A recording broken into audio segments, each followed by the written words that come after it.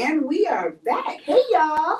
We are back for part 2 of my conversation with Ria Clark. I'm Susan Reddick, and I am your host of When the Cookie Crumbles. So, Ria, let's finish our conversation. Yes. Okay. Now, if I remember, we talked about 2 things. We talked about CEO.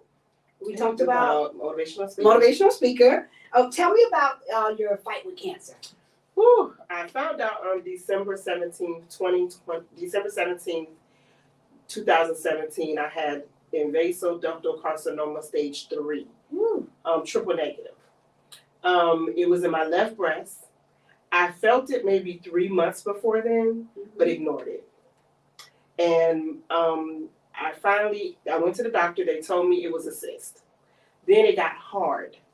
So then they made me do an MRI, a PET scan, and ultrasound, and a sonogram, and a biopsy. So just know you have to go through all those steps before they tell you you have breast cancer, which to me is the hardest part of the journey, is finding out if you have cancer. Yes. And the tests always take 3 to 2 weeks before they can go to the next.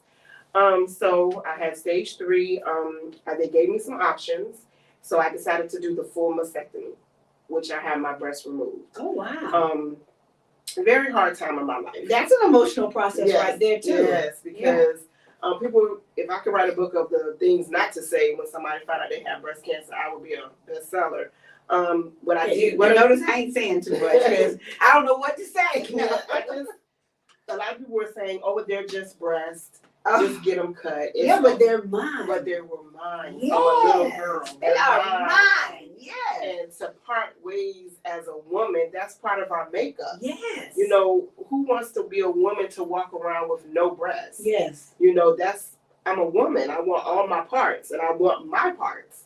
So I had to make that decision because when I did some research, it's better to do the mastectomy because if there's either one cell out there, then most times cases you have to go back and get the other breast removed, or you have to get both of them removed. So I just told them just get rid of them. At the time, get rid of both of them. Just take both of them.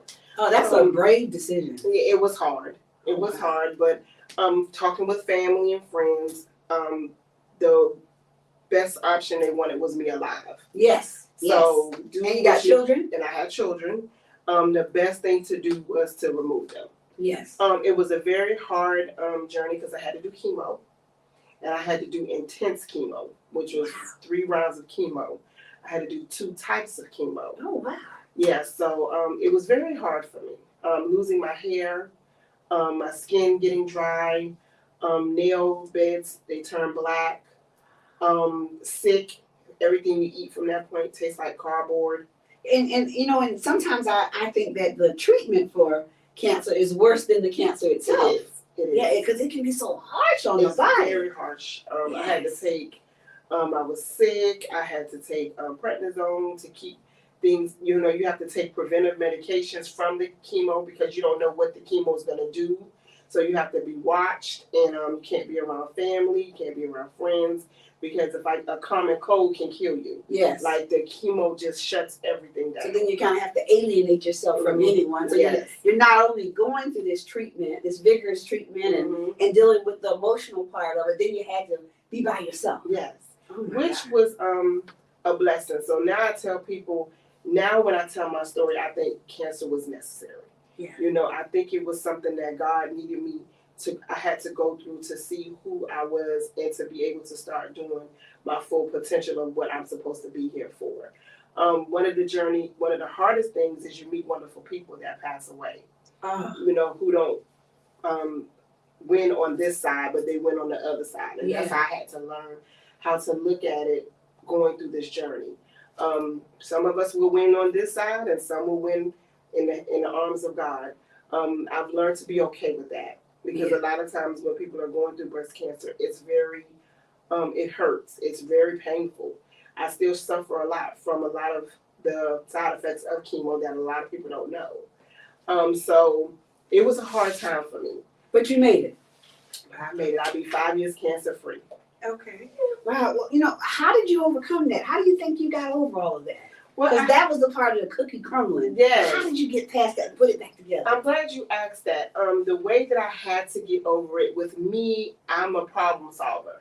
So I had to figure out what was this for? Mhm. Like, why did God put me through this? Yeah, why me? Why me? You know, and then I was riding down a car one day, why not me? You know, why wouldn't I, you know, God, Jesus died on the cross for our sins, so why not me? I like that.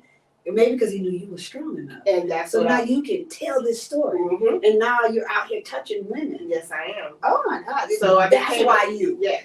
I love And that was my, you know, last thing, you know. Okay. With God on my side, I'm alive, and I can live another day to live my best life. Is that, well, you know what, I wanted to ask you about a quote. That sounded almost like a quote. Mm-hmm.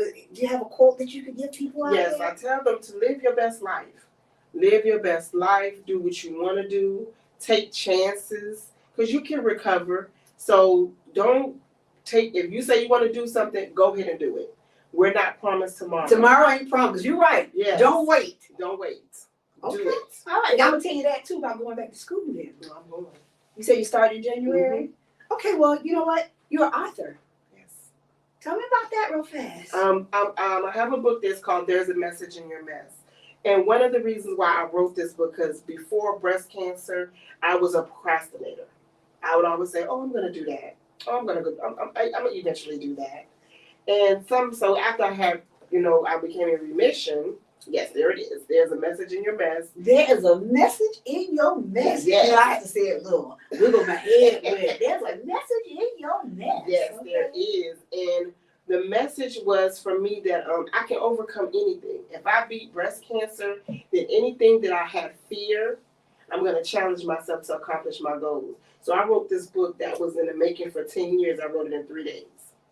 And so the title, what was in your mind when you came up with that title? Because I always felt like I was my mistakes. Mhm. Like I couldn't overcome things because I made a poor choice and I couldn't come back from it. So I didn't try. Well, you know what I have found is that people keep you in that space. Yes. And we got to get away from that negativity. Yes. Somebody is always trying to remind you about a mistake that you made. And nobody wants to be under that microscope. Yes. You know, and my personality, sometimes I get in trouble because I'm like, well, let me just ask you. You know, and then everybody's offended, you know? Yes. So yes. I am so excited about this. There's a message in your mess. Yes. Is this for me? Yes. Great. I love it when people bring me Yes, that book is for you. I said I wanted everybody to come and bring me something. Now, I see you was listening. Yeah, I was okay. listening. All right, so actually, what's next? You got anything coming up? Actually, I do. I actually have 2 things. Since it's October Breast Cancer Awareness Month, I do do brunch for 20 ladies. Really? That just to celebrate them, and we have gifts, and you know, I have a lot of companies that Are they all breast donate. cancer? Yeah, breast cancer. See, I'm always trying to get to something. I was gonna say, can I go? No, go ahead. But no, we have people who come that are caregivers, because we definitely can't forget about the caregivers. So that's October the 23rd. You know, people donate a breast cancer survivor to have brunch. Oh, And to nice. celebrate them, they donate gifts that we raffle, we play games, and we have a really good time.